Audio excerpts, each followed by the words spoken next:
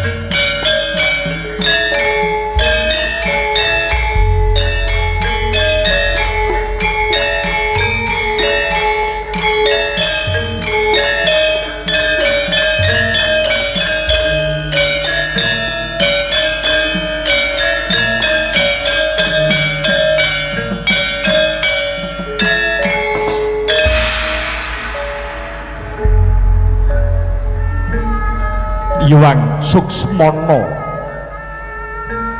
mangadi linuwih payungana marang panjenengan ingsun.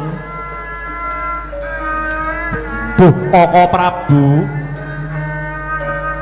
jejimating gesang kula donya prateng delahan Koko Prabu ing Dwarawati, Koko Prabu Sri Bathara Kresna. Kawula non wonten tinimbalan ingkang ngadhawuh Yayi, Yayi Prabu Puntadewa. Koko Prabu, perang Bharatayuda Jaya Binangun sampun kepengker. Awit berkahing Gusti ingkang anyipta jagat ingkang dipun paringaken dumateng para Pandhawa. Satemah para Pandhawa unggul wonten madyaning Tegal Kurusetra. Rehning para Pandhawa anggenipun nyabrang perang Bharatayuda Jaya Binangun boten kanthi dasar mendem kamukten, boten mendem kelungguhan kang sarta derajat lan pangkat, amung netepi jejibahan ingkang kedah katindakaken dening kadang para Pandhawa. Sesambetan kalian nagari Ngastina tinggalanipun saking Koko Prabu Duryudana tuwin para kadang-kadang Kurawa. Dinten sakmangke para Pandhawa boten milik kamukten negari Ngastina, inggih negari Yawastina menika. Puntadewa badhe anetepaken yen to negara Yawastina tinggalane para kadang-kadang Kurawa badhe kula paringaken dumateng parikesit nuwun inggih pun paripurna Koko Prabu.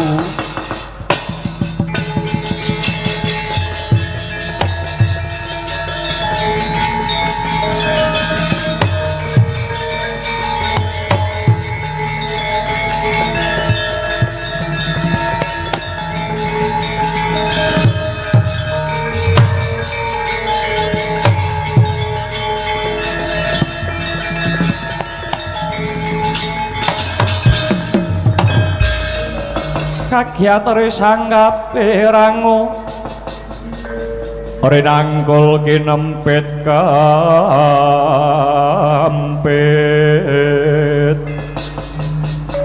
doh sangaretnaning pawana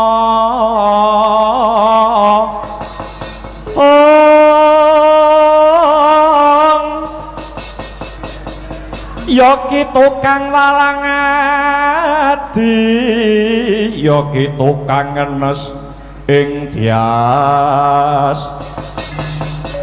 yogi tukang kudu garing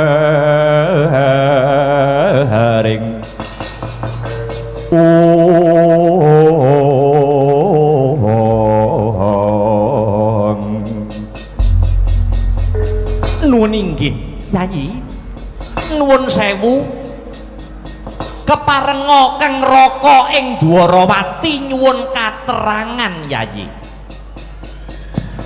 Dasaripun menapa Yayi Puntadewa badhe amisuda pun parikesit anak Abimanyu putu panengah Pandhawa pun Janaka?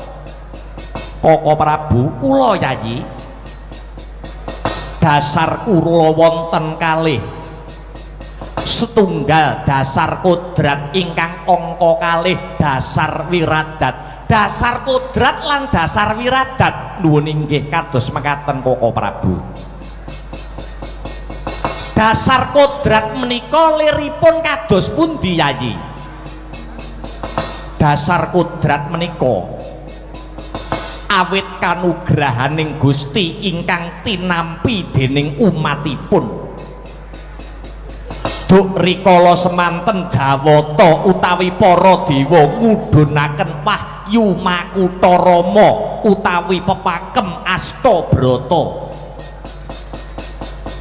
dene ingkang anampi kanugrahan punika tan asanes keng rayi Madukara pun Janaka nuwun inggih pun Arjuna wonten malih inggih menika tumurunipun Wahyu Widayat nadyan riyin ingkang ngregem wahyu menika pun Werkudara namung mawon wahyu menika malembar dhateng pun Abimanyu Suwargi lajeng tumurunipun wahyu Cakraningrat ingkang dipun tampi dening Abimanyu utawi Angkawijaya kamangka Abimanyu piyambak inggih sampun gugur ing madyaning Tegal Kurusetra wonten ing perang Baratayuda Jaya Binangun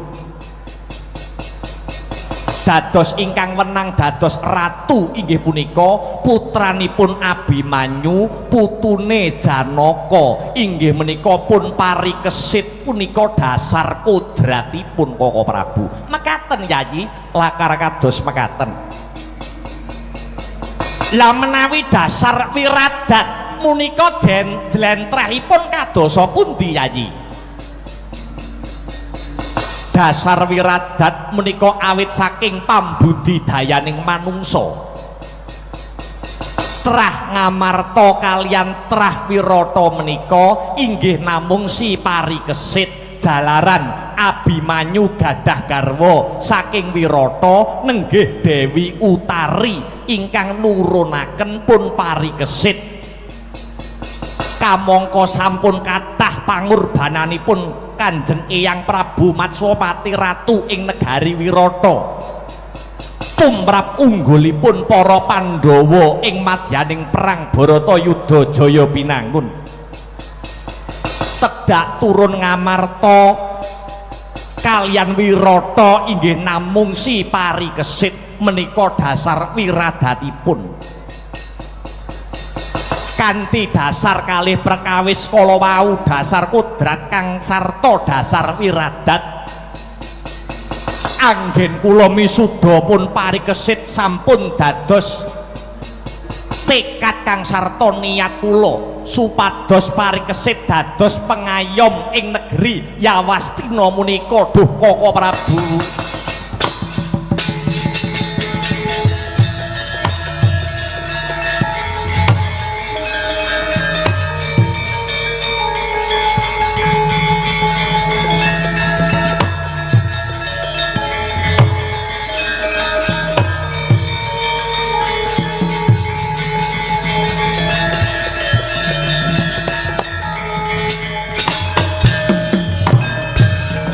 Seno karata mreh tartamtu tantuning utama titi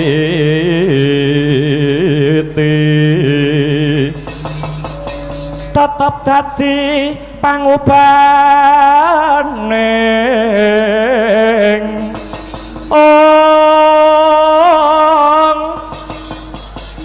madya tentreming ati tamtu kena tinulado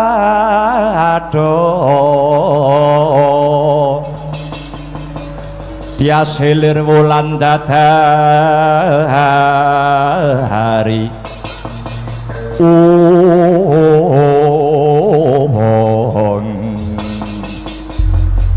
Yayi mugi-mugi saged kasembadan menapa ingkang dados sedya lan niat paduka Yayi Samyaji pancen menawi kula teliti parikesit menika dibanding kalian liyane pancen sampun kathah lelabuhanipun parikesit dumateng para kawula kang sarta para bebrayan agung parikesit menika duweni ati nalendra ati pemimpin utawi ati pengayom parikesit ki ora duweni niat dadi pemimpin ning karya-karyane wis iso dirasake para kawula agung sak negara Yawastina. Nuwun inggih Kok Prabu. Nggih. kantun ngentosi tumapak ing wanci wekdal ingkang prayogi kagem wisudan Ratu Anyar ing negari Yawastina pun parikesit namung emanipun Koko Prabu emane kados pundi si parikesit nggih si paripurna ing rika lenggahan sakmangke murca utawi ilang saking praja mugi-mugi mawon kanthi ndedonga marang karasaning Gusti wekdal tumapak ing wisudan Ratu Anyar si parikesit sampun timbul satemah saged kawisuda jumeneng Ratu Koko Prabu nuwun inggih Yayi sumangga ampun pedhot anggenipun nyenyuwun dhateng purbaning Gusti wulan ingkang nedeng purnama menika mugi-mugi dados pratandha pepadhanging lampahan lan lelakon menika Yayi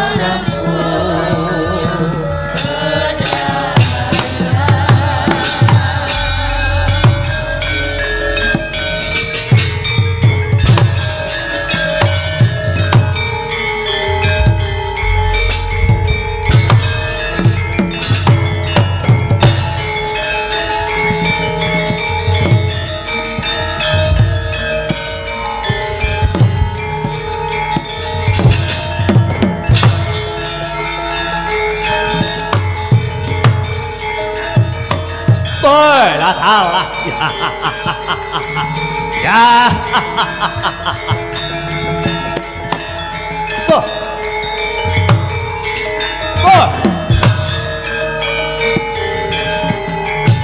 woi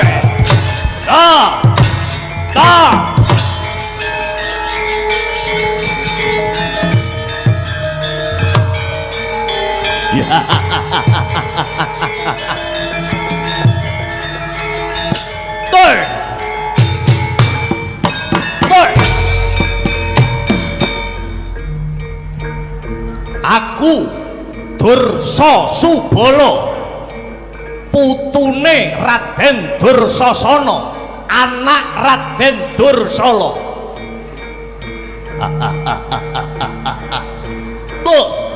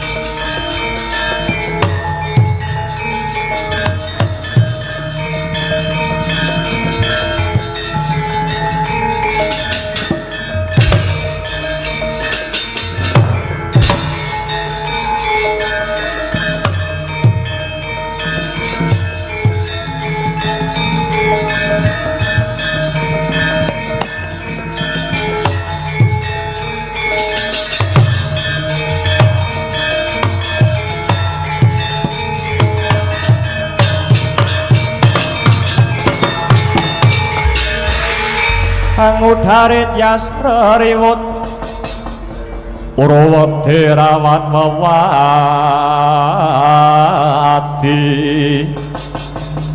wedi lamun kauningan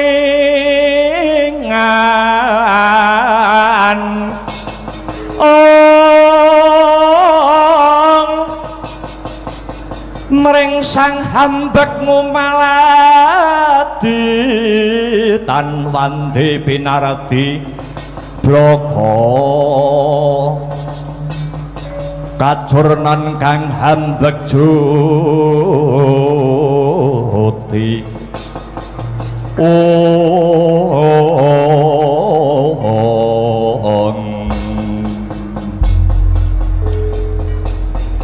ya jagat dewa Bathara ya jagat pangestungkara reca manik sejatining alam kang tinuding jagat. He kowe sing ana ngarepku putu Dursasana anak Dursala kowe Dursasubala wonten tinimbalan ingkang adhawuh nimbali kula pun Dursasubala lan kowe sing ana mburi kowe anake Jayadrata mbiyen jenengmu Raden Wiruta nok nuwun inggih ewadene kowe sing ana mburiku kowe putune Begawan Durna anake Bambang Swatama kowe Danyuwang Suwela wonten dawuh Raden dene aku wis kondang kaloka anake Patih Harya Sengkuni patih sing ra tau ngapusi patih sing sak donya paling jujur dhewe jenengku Kertiwindu wong papat iki dadi korban kawengisane para Pandhawa jalaran para pepundhene awake dhewe para leluhure awake dhewe para Kurawa wis jinempana ing angin cinandhi ing ngawiyat tegese wis tumeka pati ana sajroning lelakon Barata Yudha Jaya Binangun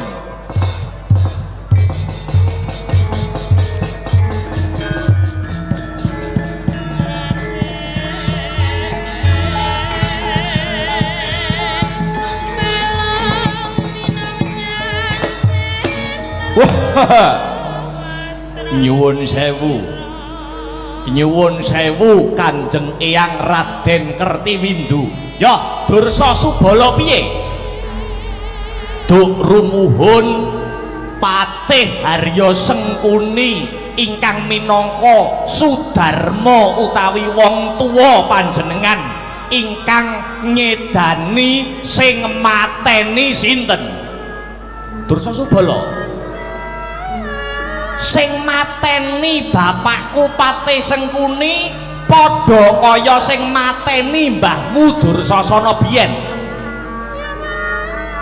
ya kuwi ora ana liya kejaba mung panenggak Pandhawa si Werkudara ya si Bimasena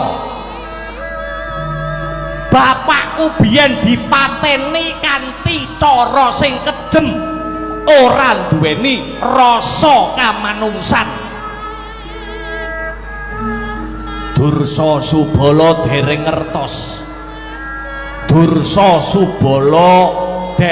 ngertos dedongenganipun Kanjeng Eyang kula pun Wiruta anak Jayadrata inggih dereng dungkap cariyosipun ya yen pancen kowe kepengin ngerti yen kabeh kepengin mudeng kaya apa to wengise Pandhawa, kaya ngapa to kejeme wong Pandhawa.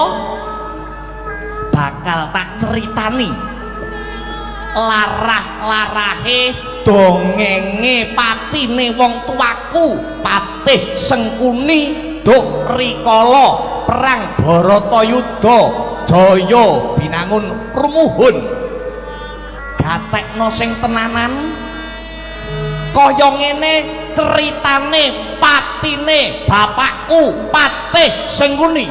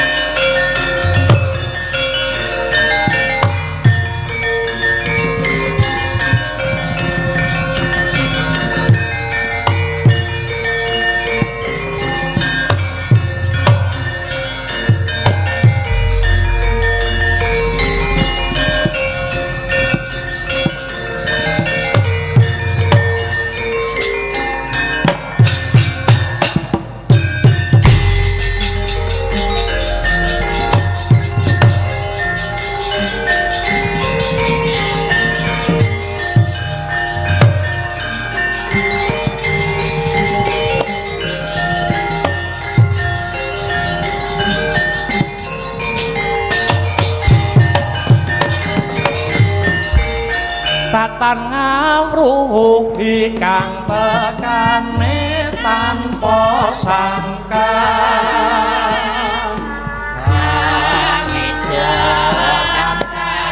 yang menari Saraswati sayakti handayani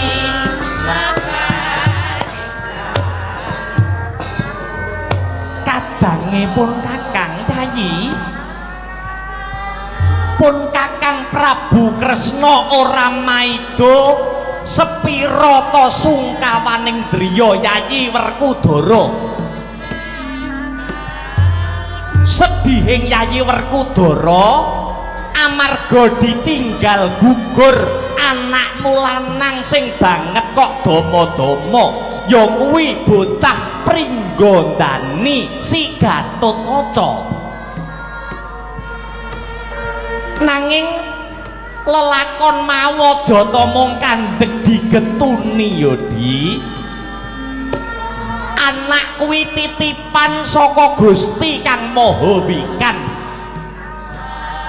Yen sing nitipne wis njaluk, sing dititipi ora iso gandoli. Sena, anakmu lanang Gatotkaca wis mesem guyu ana kasuwargan jati Yayi. Di perang Baratayuda jaya binangun iki durung rampung lho Yayi. Para Pandhawa ibarat nyabrang kali wis tekan tengah-tengah. bacut ya teles bali sangsaya kebes mula yen Siadi tansah kabebidung rasa sedih Baratayuda ki rampunge besok kapan Dimas dina iki para Kurawa wis ngetokke senopati anyar sapa to sing madheg suraning driya dadi senopati ora ana liya kejaba wong julik sak jagat Patih Sengkuni sing dadi senopatine para Kurawa Yayi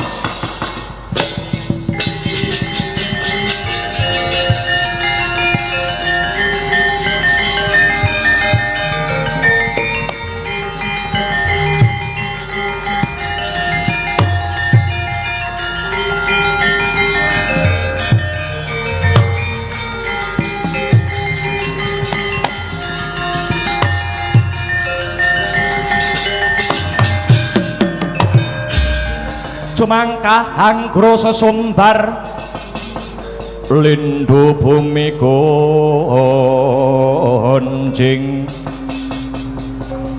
kumaludhuk guntur ketuk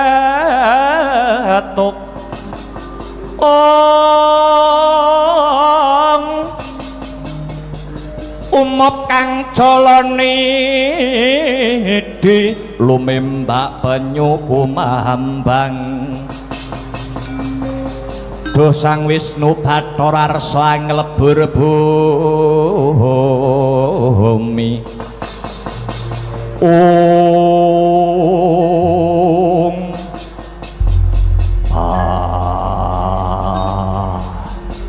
Kresna kakangku piye Werkudara bareng aku krungu sing dadi kandhamu saya-saya krungu Sengkuni madeg dadi senopati kuwi sing tak enteni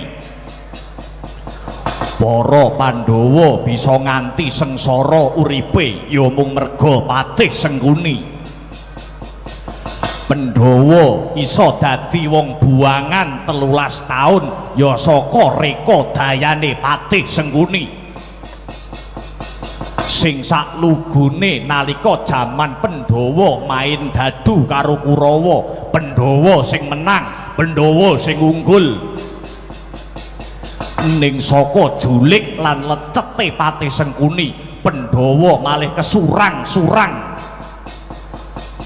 yen Sengkuni sing maju aja kuwatir Werkudara kang bakal jumangkah Kang Sarta kumrembyah Kakang Kresna wah la iki Kang piye Truk Sengkuni maju dadi senopati lah ya iki sing tak tunggu-tunggu sing tak enteni ya iki Truk modele modare wong lecet iki kaya piye pengen roh aku oh ngono aku ki wayang sak kotak paling pegel paling sengit paling iget-iget ki karo Patih Sengkuni kok Truk oh ngono heeh ipat-ipat jo turun anak putu oh iya kowe kok gething men karo Patih Sengkuni gething tenan aku gething keburu mangkel keburu sengit keburu iget-iget musik to sebabe apa kok kowe pegel kok kowe sengit kok kowe gething karo Patih Sengkuni iki sebabe apa bojoku mbiyen tau dikeloni kok oh ora ngawur udah beda lah keloni Sengkuni awake ora nesu aku pas ora duwe duit terus bojoku tak dol ngawur Werkudara piye nanging kudu tetep sing eling lan waspada ya Yayi aja ngentengke ambak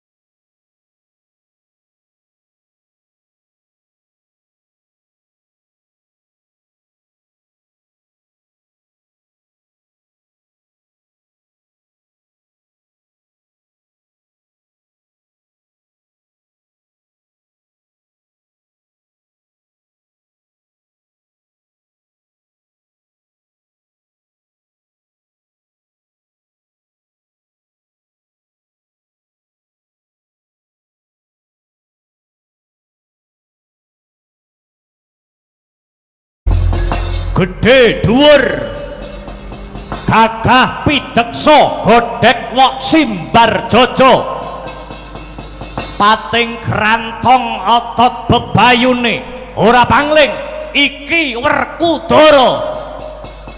Ya pancen kaya mangkono ana ratu loro sak kembaran. Sapa jenengmu?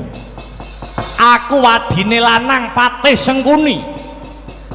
Gojaksa aku. Gojaksa. Ya. Aku uga adine Patih Sengkuni. Aranku Sara Basanta. Sara Basanta. Ya. Ayo, endi senopatine wong Kurawa? Senopatine negara Ngastina, Patih Sengkuni kon maju. Tak suweke cangkeme. Ora usah semekean. Adine lanang adepana. Kowe musuh aku ndak ibaratake timun musuh duren. Timune Werkudara, durene Gojaksa. Timun keceblokan, duren ajur mumur dadi lebu. Kowe musuh Werkudara tak ibaratake kaya tomat musuh watu. Lho, tomat musuh watu. Yo.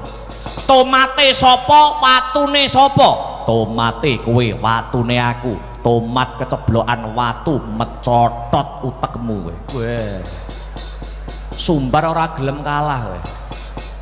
Kowe musuh aku tak ibaratake kowe bisa nandingi Gojaksa kaya bisa ngraji angin ngukir langit. Kowe iso ngalahke Werkudara padha karo bisa ngalahke malaikat Jibril. Cangkemmu le. Nantang yo nantang rasanya ndak malaikat merinding githokku. Ayo maju. Kelakon gibeng dengkleh bangkianmu tibake ganjur pecah dasmu.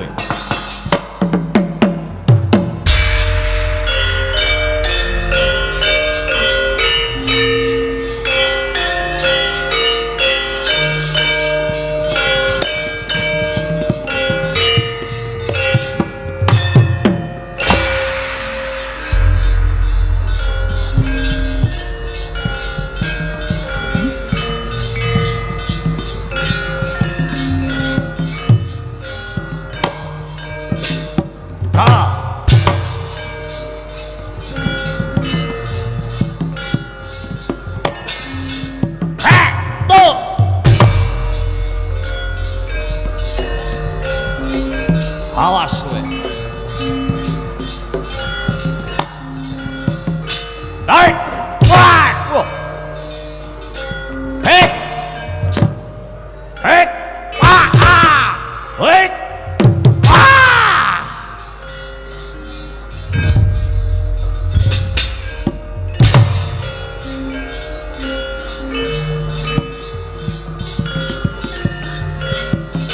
Dah.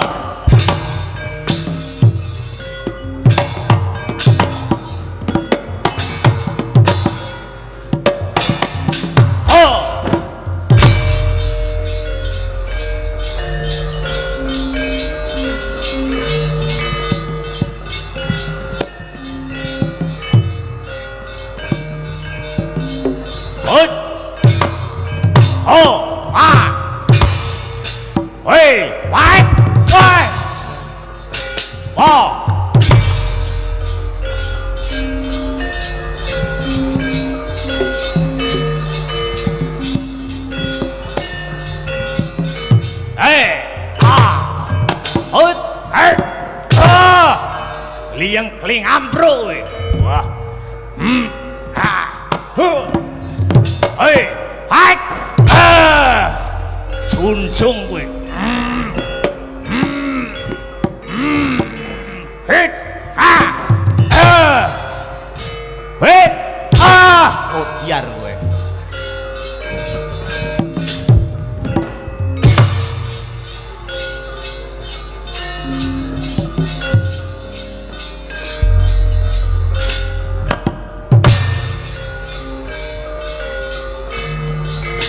Ho, hit.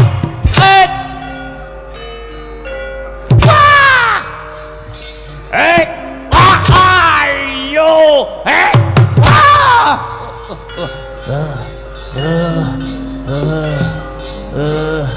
mati aku. Aduh.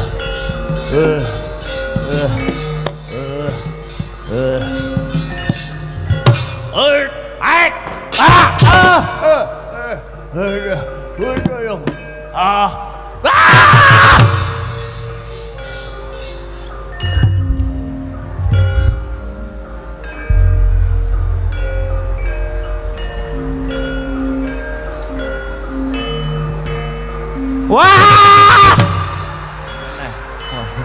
Kadowan mencolot.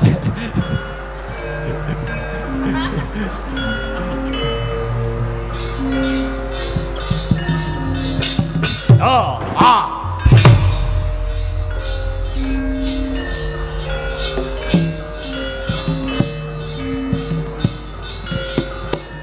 Oh, hey, baik. Hey.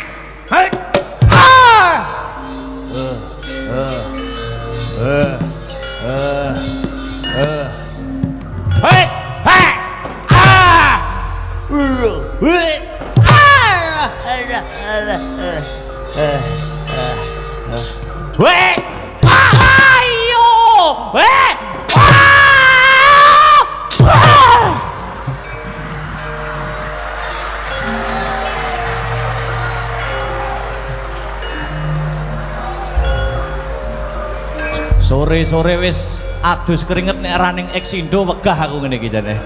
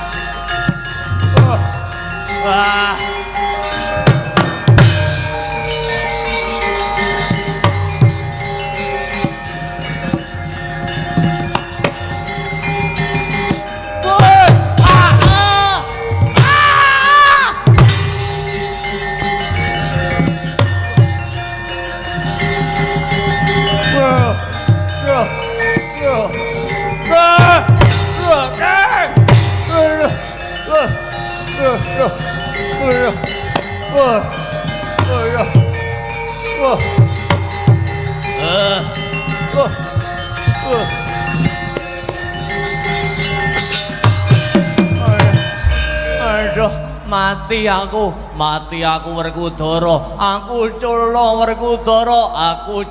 Werkudara, mudar.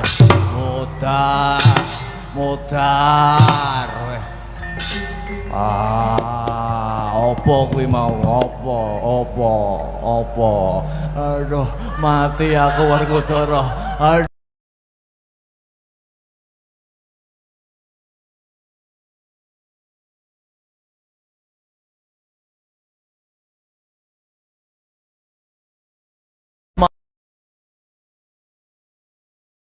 Aduh mati mudar.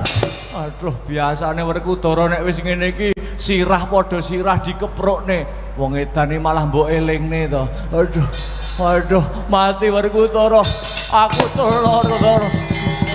Aduh.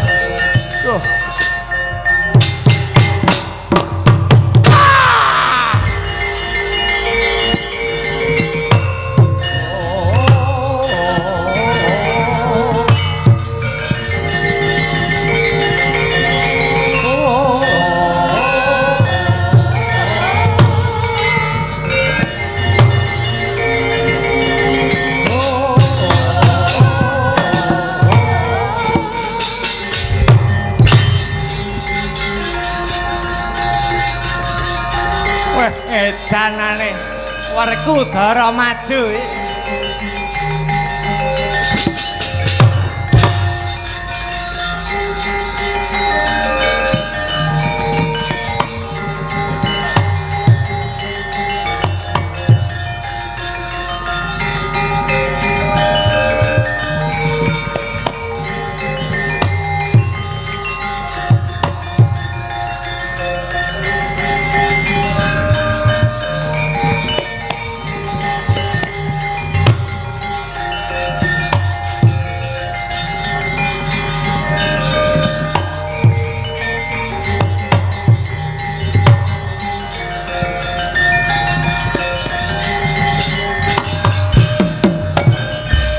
Mawut kang katrajang ing dahana wadya sanggep keprabon prang sanggep keprabon prang kang obro marekata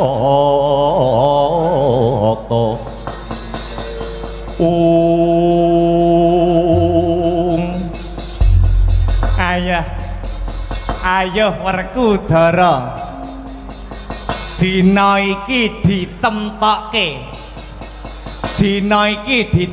ana papan kene sapa sing dadi pakan gagak batange tokno kabeh kasekten karosan lan kekuatanmu ora-orane patih Ngastina Rekyana Patih Arya Sengkuni mundur sejangkah lho Gong Patih Sengkuni Gong piye ngono kuwi Sengkuni lek sumbar malah kaya wani ndilat wesi abang remuk wesi gligen sumbar nantang karo Ndara Werkudara wis njarno piye wis umbaren lho omongane wong arep ninggal weling ngono kuwi Tru Sengkuni Sengkuni piye Werkudara dina iki Maragagi dibuktekke ana Tegal Kurusetra kene Werkudara kang bakal budalne nyawamu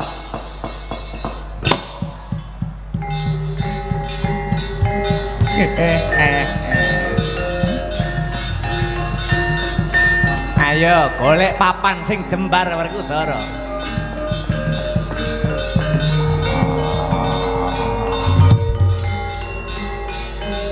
nonton kok nonton hayeng iki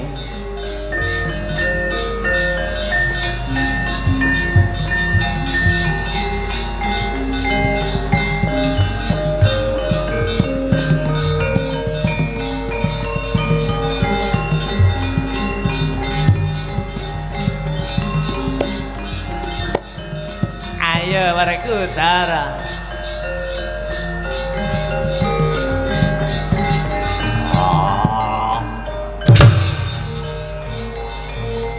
nyah pilihan Werkudara sirah nyah dada brutu ayo le kowe nek gething karo aku nemen le wong digetingi biasane dawa umure le pilihan dhewe buku Pancanaka ayo sak maremu le iki wong apa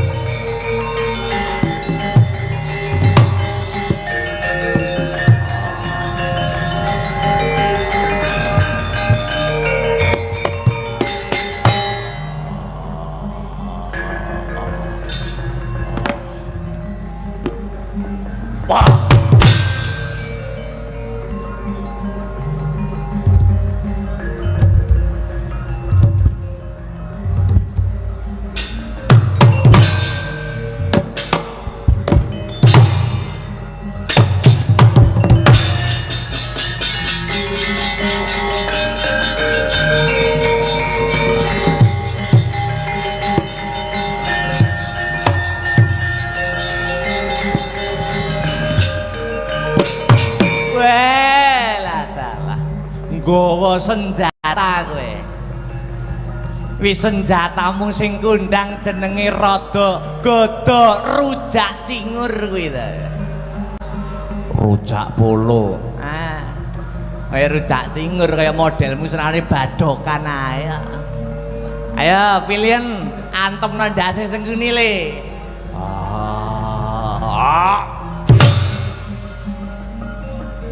Ciluba. Ya. Ciluba. Ile le. Ayo, ada irungku nancep lemah iki. Ya, pilihan le. Ya.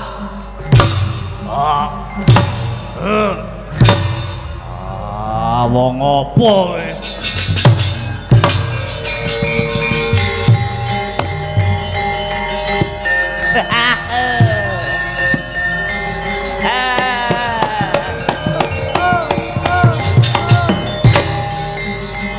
Wadyabala, Werkudara dirancap gaman, Werkudara dirancap gaman.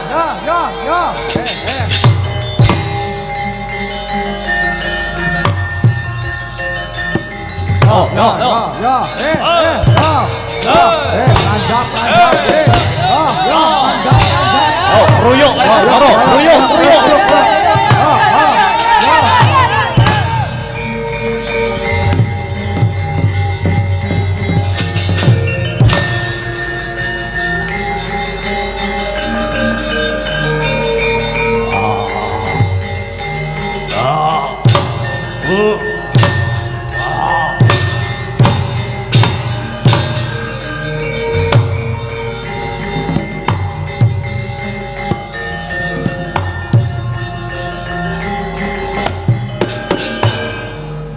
Huilah selamat, iya.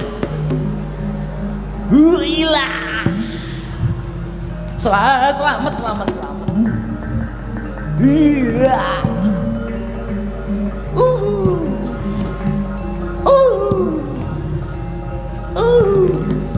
Gong, hati-hati nek panah, Gong. Siap, Kakak.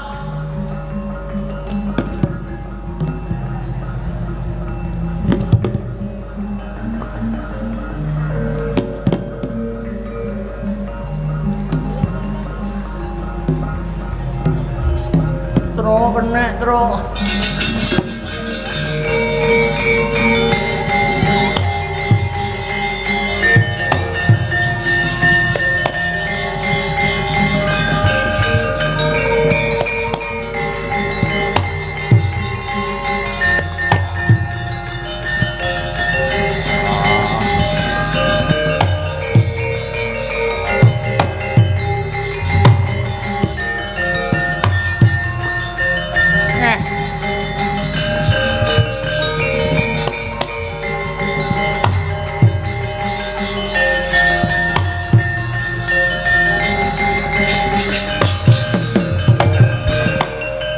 Werkudara menang apa kalah musuh sengkuni? Aku ora menang, aku ya ora kalah. Loh, lah kok mundur? Aku leren. Oh, leren? Ya. Jebule Sengkuni ora kena sinangga enteng.